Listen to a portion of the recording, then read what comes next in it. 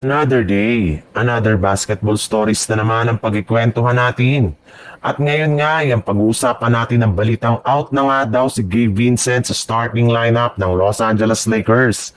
At ang balitang may good news nga daw sa Golden State Warriors.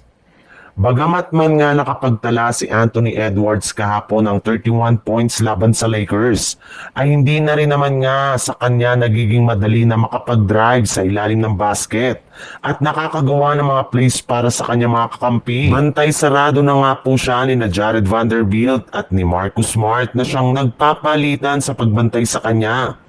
Mismong si Edwards na nga ang nagsabi na malaki nga daw talaga ang pinagbago ngayon ng Lakers mula nang tinalo nila ito ng nagdaang playoffs.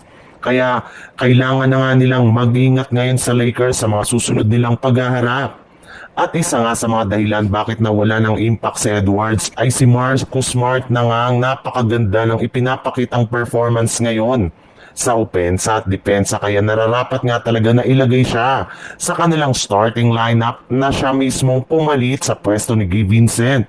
Nararapat na nga daw na ilagay na lamang sa kanilang bench sa mga susunod na laban.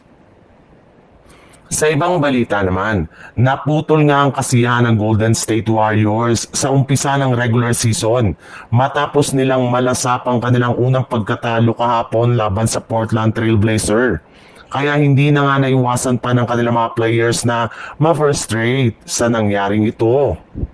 In fact, sa sobrang pagkadismaya nga ng isa sa kanilang mga players na si Buddy Hield ay namura pa nga nito ang isang fan na nanonood ng kanilang laro.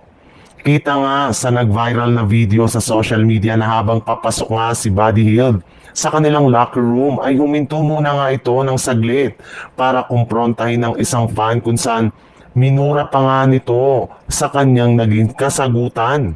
Although hindi malinaw kung anong naging rason ng kanyang pagkatalo, ay mukhang sinadya nga daw talaga ng nasabing fan na pikunin at asarin si Buddy Hield upang sa ganon ay magmukha siyang biktima kapag nag-react ng hindi magandang player ng Golden State Warriors.